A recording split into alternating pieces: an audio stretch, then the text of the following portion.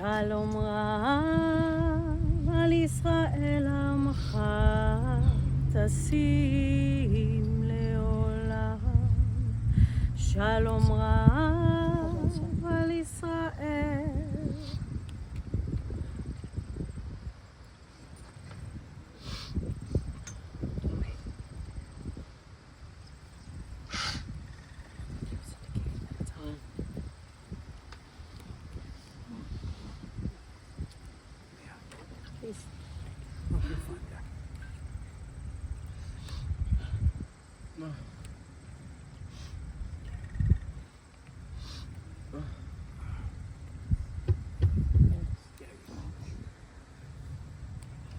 שלום רב על ישראל עמך תשים לעולם.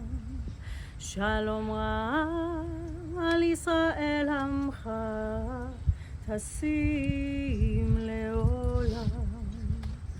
כי אתה הוא מלך אדון לכל השלום.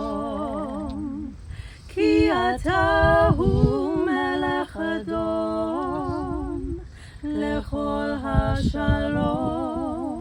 שלום רב על ישראל עמך תשים לעולם.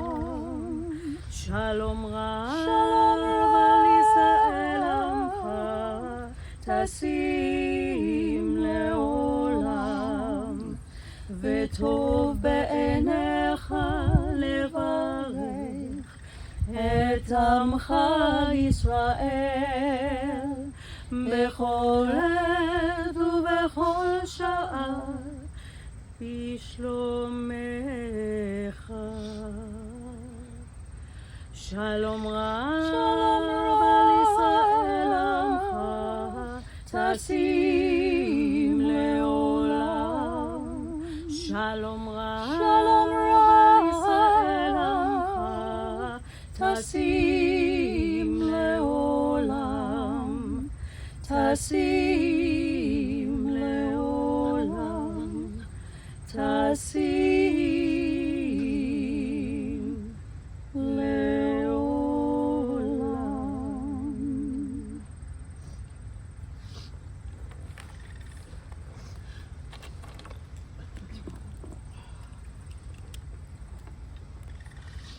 In the rising of the sun and in its going down, we will remember her. In the blowing of the wind and in the chill of winter, we will remember her. In the opening buds and the rebirth of spring, we will remember her. In the blueness of sky and in the warmth of summer, we will remember her. In the rustling of leaves and in the beauty of autumn, we will remember her. In the beginning of the year and when it ends, we will remember her. When we are weary and in need of strength, we will remember her. And when we are lost and sick at heart, we will remember her. When we have joys we yearn to share, we will remember her. So long as we live, she too will live, for she is now a part of us as we remember Carole Rock. To her children, to Lauren, Susan, and David, and also to Peter, Tom, and Dina, and to her grandsons, to Aaron, Daniel, Brandon, Logan, Max, and Ben, and also to Deborah and Natalie, to her sister-in-law Flo, and her great-grandchildren, to Shay, Jackson, Riley, and Rhodes, to all the members of the family, and to so many dear and cherished friends. We gather here today to remember and to celebrate the wonderful and beautiful life of your beloved Coco. There was a piece, a poem that your mom instructed you should be read. She never thought it would be read this soon, but she wanted it read nonetheless, and I share this with everyone. The author is unknown, and the piece is called I Live On. Don't cry for me in sadness. Don't weep for me in sorrow. for I will be beside you as sure as comes tomorrow. My body has gone, but my spirit lives on, as does my love for you. Just as in life, I'll watch over you. I always will be true. My blood lives on in my children, how I've watched them grow up with pride. I'll live on within them, always by their side. I know my jokes weren't always funny, and jobs weren't always done. Just try and always remember the good times, the days when we had fun. Reach out if you need me, for I will always be near. Just talk to me as if I am there. I promise I will hear. For I'll live on within your mind. We'll never be apart, as long as you keep my memory deep within your heart. So lift up your hearts. Don't be sad. My spirit hasn't gone. While you're still here, so am I. I really will live on. Friends, we were together, I believe it was just 7 weeks ago. We gathered to pay tribute and share our heartfelt goodbyes to your beloved Alvin. No one anticipated this, none of this. Carole's children and grandchildren and nieces and nephews, many who traveled from such great distances, along with the many dear friends, all of us are in shock and heartbroken. Carole's journey of 89 years began here in Cleveland. She was born on August 21st, 1935 to Sarah and Albert Meltzer. Carole was the youngest of the 3 Meltzer children, and together with her siblings, Dorothy and Bill, both of blessed memory, made their way through some of the most challenging years in our nation's history. This family of 5 made their home first in Cleveland Heights before moving to Charney Road in University Heights. Carole was a product of the Cleveland Heights school system, and it's been confirmed not once, not twice, but 3 times that she was indeed a cheerleader at Roxborough Junior High School. She attended Cleveland Heights High School, and following her graduation in January of 1952, she went on to attend Northwestern University in Chicago, where she studied clinical psychology for 1 semester. In this moment, I'm going to re-share a story with you, a story that we all heard at Alvin's funeral. And the story goes something like this. Carole Meltzer met Alvin at a wedding reception. She was an invited guest. He was not. Alvin and some of his buddies crashed the wedding. And she saw before her a handsome young man. He was taken by her and she by him. He found a way to get her phone number. He called her and asked her out on a date. Your mom described that date to me just a couple of months ago by sharing that your father took her to a Barons hockey game, followed it up by a slice of pizza at Teresa's in Little Italy, and she made a side comment that I didn't mention at your dad's service. She said, "That's the first time I ever had pizza." That's what she said. Of course, a courtship began, followed by love, and Alvin proposed to her just 9 months after that very first date. He was finishing his first year of law school at Case Western Reserve University as the Korean War was ending, and Alvin was drafted. He reported for basic training at Fort Knox in Kentucky. And after completing basic training at Fort Knox, Alvin came home to Cleveland on leave, and it was during this very brief break that he and Carole married.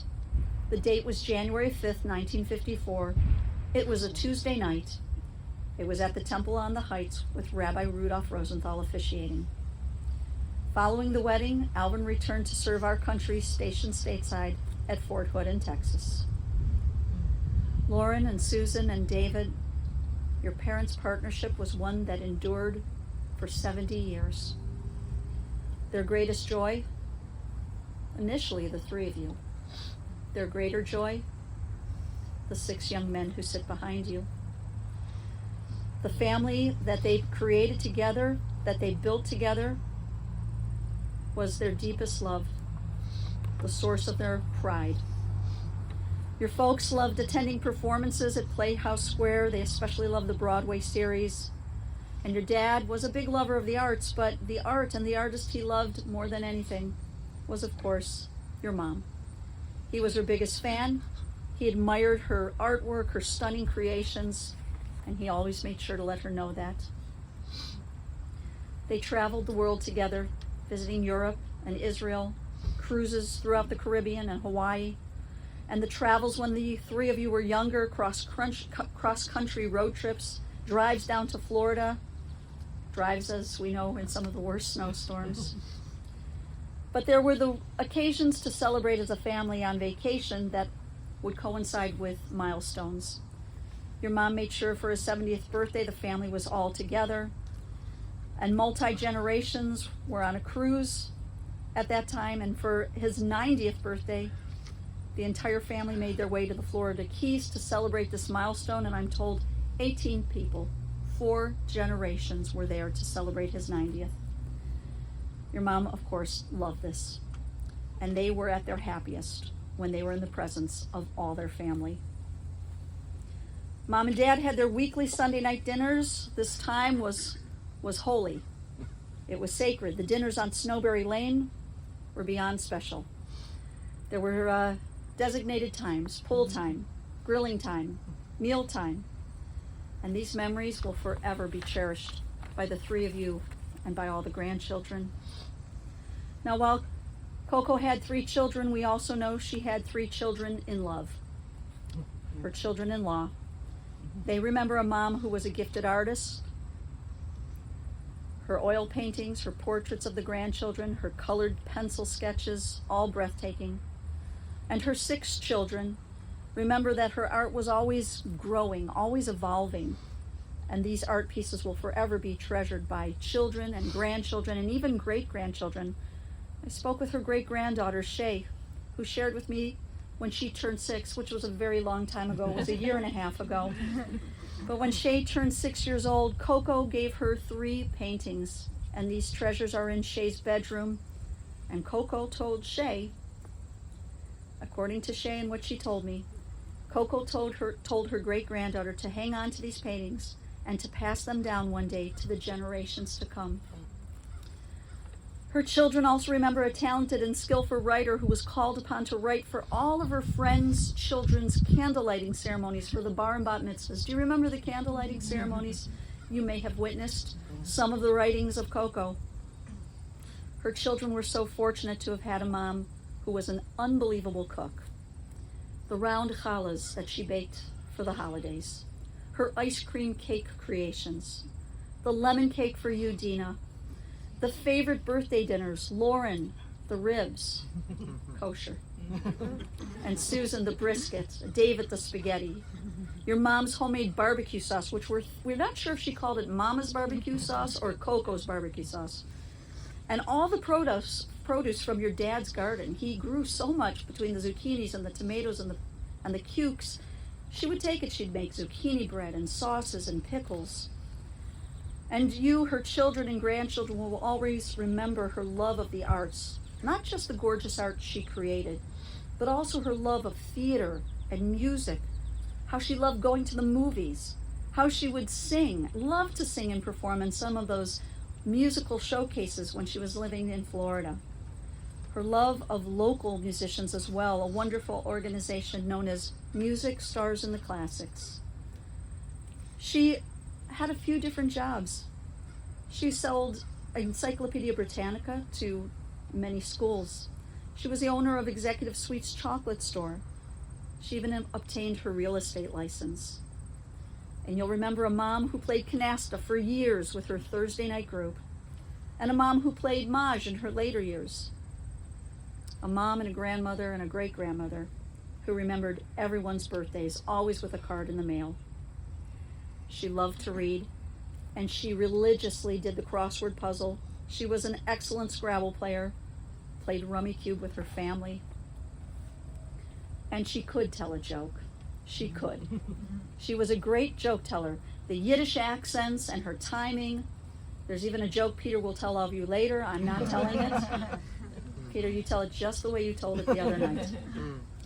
She knew how to adapt her humor for the youngest members of the family. Again, Shay, her great-granddaughter, shared with me that one day Shay was looking around for her little stuffed animal, a piglet from Winnie the Pooh. And when she found it, she said to her great-grandmother, to Coco, she said, "I found Piglet." And she said, "Is this a kosher pig?" But to Shay, this was hilarious. Coco was a shopper of Olympic standards. So elegant, dressed beautifully, always put together just so. And speaking of things being put together just so, the home that she and your dad built on Snowberry, at the time a brand new street. Your mom worked closely with the architect. She studied the blueprints. She even called herself the Lady Builder. She loved that home. And your parents also built a home, a life in Florida.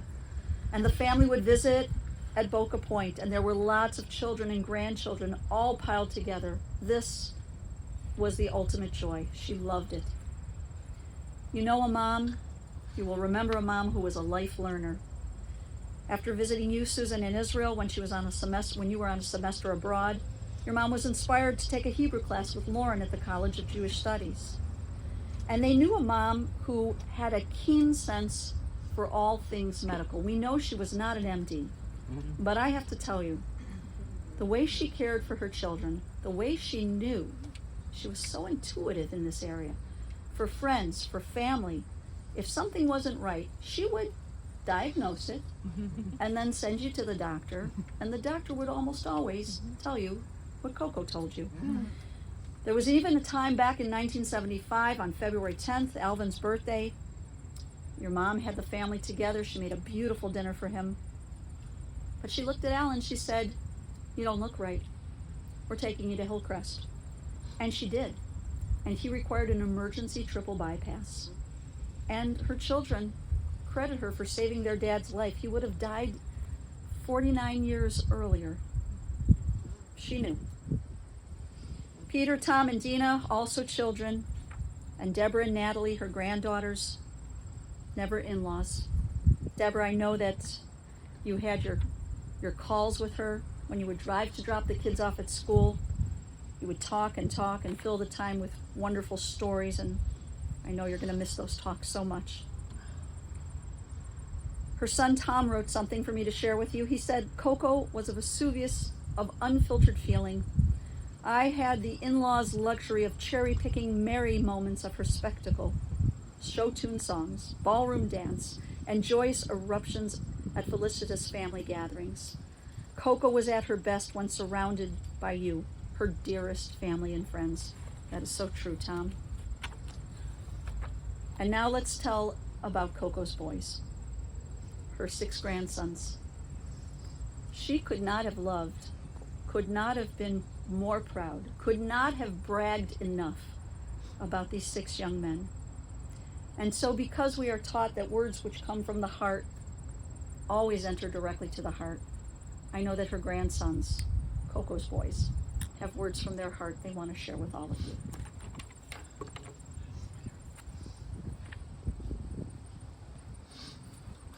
When you go up, just tell them which grandson you are.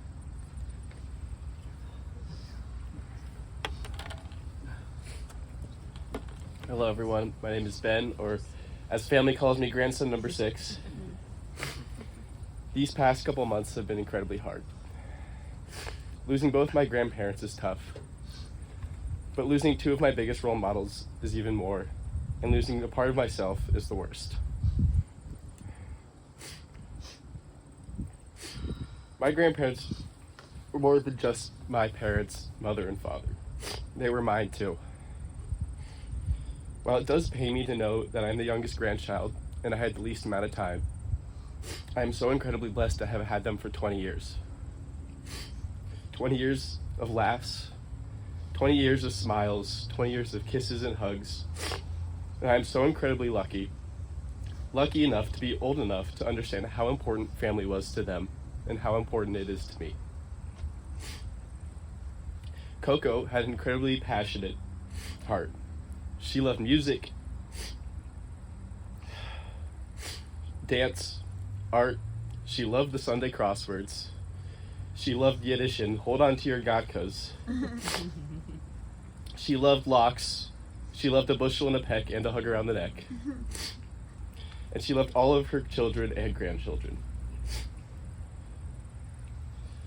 While it was incredibly hard to sit here and think about how much we were going to miss both Coco and Papa, they are not completely gone.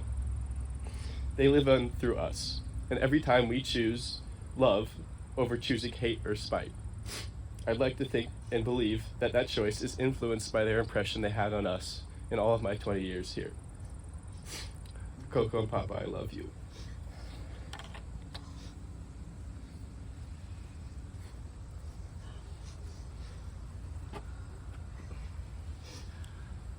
I'm Max, I'm grandson number 5, as she would so affectionately introduce us to everybody, and every time we would go visit her friends and see people around, it was always so cool and so fun for me as a kid to first be introduced as grandson number 5, and sometimes they would even know. They'd be like, oh, is this grandson number 5? And I thought that was the coolest thing in the world, that all of her friends and everybody would know me like that. And if there's one thing that I do know, and that's been represented today, is that Coco loved her grandchildren more than maybe anything in the world. And I think that her love for us lives on in all of her crosswords that I would steal and try and finish, and all of her ice cream cakes that she would make for us.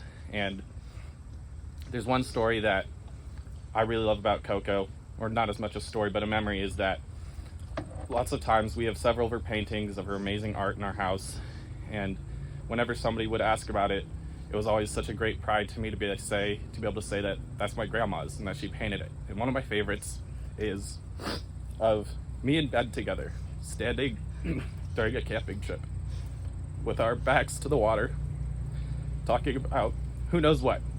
But every time I go to my room, it's on the wall and I get to see it there. And I hope that her and Papa are enjoying what words yellow up in the sky for us.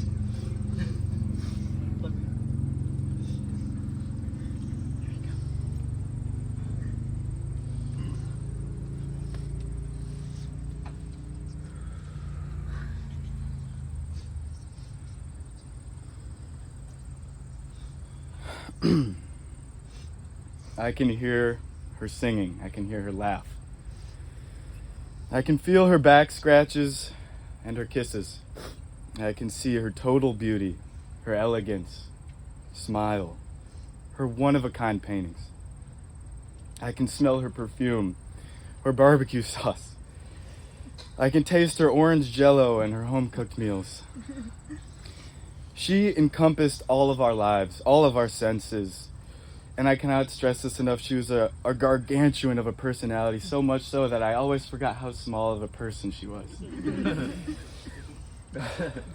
She oozed gracefulness and tastefulness. She had the most amazing, intelligent mind. She had so much depth to her. She encapsulated and appreciated absolute class and beauty, which is why she loved our family, all of us, so much. She had a unique way of seeing everything and everyone. She saw us all in our own beautiful, unique, and intelligent way. And she appreciated all of us. And when I think about the endless gifts she gave all of us, both tangible and not, I see that the most important was family. More specifically, the gift that she gave Lauren, Sue, and my dad, which was each other. I have never seen a more beautiful sight than the three of them embracing, laughing, and going through life together. We will remember her because she is impossible to forget. Love you, Coco.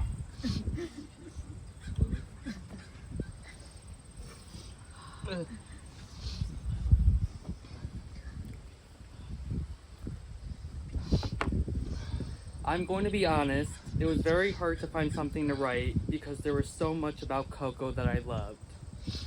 Let me say this though, she was a creative, thoughtful, and passionate person who created such a strong foundation and an everlasting legacy here on Earth that will go on.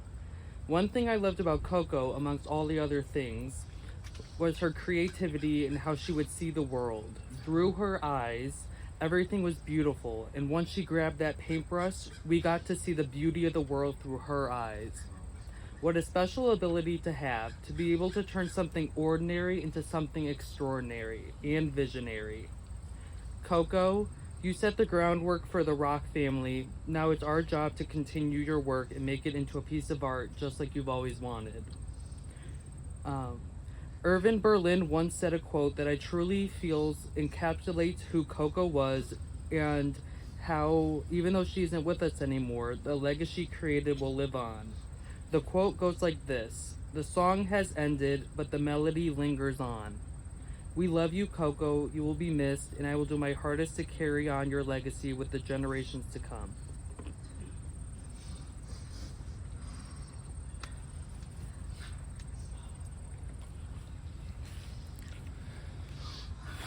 Coco was always a strong presence in my life from the day I was born.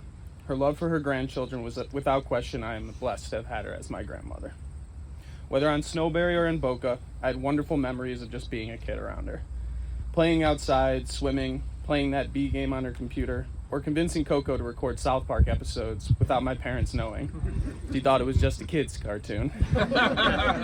Grandparents were awesome, and Coco was always at the forefront for me. I got to go on the trip of a lifetime with Coco and Papa to Africa. Whenever we talked about that trip, we knew how fortunate we were to go there and the memories we made. We saw lions, zebras, giraffes, and so much more in their element. We visited Victoria Falls and rode elephants. And it's where she taught me gin rummy and how to haggle. We left there with many souvenirs at a great price. We also stopped in Amsterdam, where we visited Anne Frank's house, which was truly an important and impactful experience, especially being Jewish. And yes, she convinced my mom somehow to let me visit the red light district as a 13-year-old. As I got older, it was always very important for me to see her and Papa. Every Wednesday in high school and college summers, I would go to their house for dinner. Papa would man the grill and Coco would own the kitchen. She knew I loved Trader Joe's mashed potatoes, and she would make it almost every week. Coco always knew when I was eating too fast and never missed telling me elbow off the table. It was valuable time for both them and me, and a highlight of both our weeks. We got hooked on the TV show Lost, and at the same time got unhooked when we both realized we had no idea what was going on. Although moving away made it so I couldn't see her in person as much, I always made sure to call, FaceTime, and maximize the days we were in person as much as possible. These later years, I was grateful she got to share in big milestones in my life. She immediately loved and accepted Natalie. She got to be at my wedding in good health. She was also the reason we went to Peru for our honeymoon, as she made the suggestion of looking at South America. Seeing her become a great-grandmother and the joy our son Rhodes brought to her over the last 3 years is something I cherish deeply. And her reaction to hearing we were having a baby girl was truly something special. I just want to thank you, Coco, for the memories. Know that we love you, we will always love you, and we'll keep making you proud.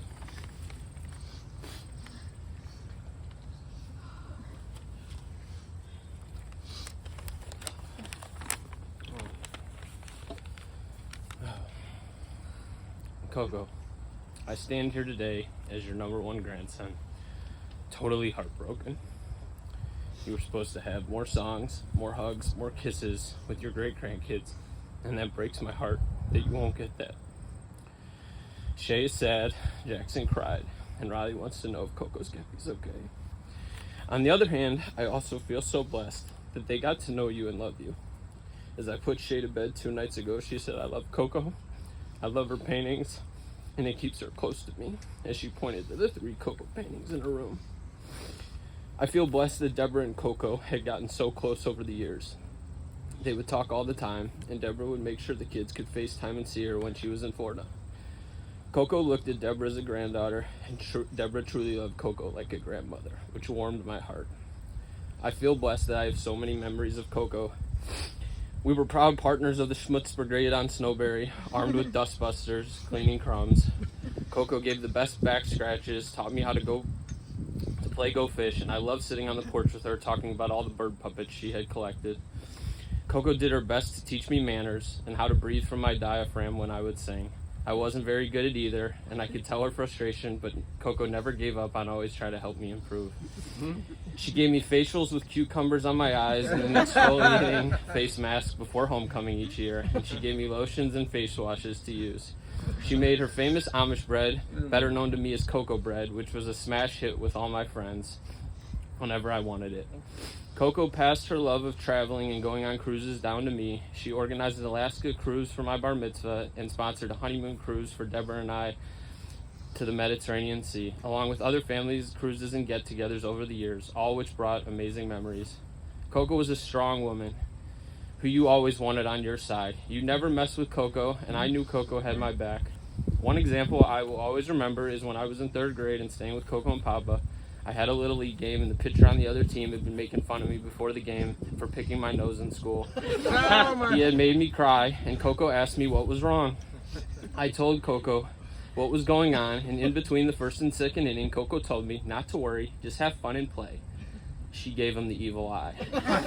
You don't mess with Coco's grandkids, and I'll tell you that evil eye worked, because that same kid was the pitcher, and the next at bat, I smacked a home run into right center. Needless to say, that kid never said another word to me about picking my nose again. Coco was always there for me, and I always knew I could count on her for advice. In between the summer of my 8th and 9th grade year, I was trying out for the golf team. On the first hole of the 3rd round, after being in contention to make the JV team, I came out and got an 11. I was so upset, I took my putter and slammed it on my bag, cracking my driver in half. I quit and walked off the course. My parents were both at work, and I had no one to come get me. I was so ashamed of myself and felt like such a failure. I called Coco. Luckily, Coco could tell that I needed some help, and she came and got me. She took me to lunch and helped pick me up off the mat, talked about making a plan of what I could do next time, and that I couldn't let a failure define me, but to learn from it and come back stronger. I left that lunch with clarity, and I told her how much it would always mean to me, and I will never forget that. Coco's pride and joy was her family, her kids, grandkids, and great-grandkids. This year, just an example, when Terry got traded to the Heat, Coco would send me a picture from the Sunset and all after every game Terry was mentioned in it, and she even collected all the press clippings and sent them to me. She was so proud of me and just wanted to be part of my life, and I love her so much for that. Coco and I would have deep talks, and we had spoken about legacy many times and about how the energy you put into the universe never dies. Her strength and energy is still very much alive in her kids, grandkids, and great-grandkids. Coco would want us to stay strong and keep pushing forward, and I will try my best to do that and honor her. Coco, I love you a bushel and a peck. We will all miss you so much. Love your number 1 grandson, Aaron.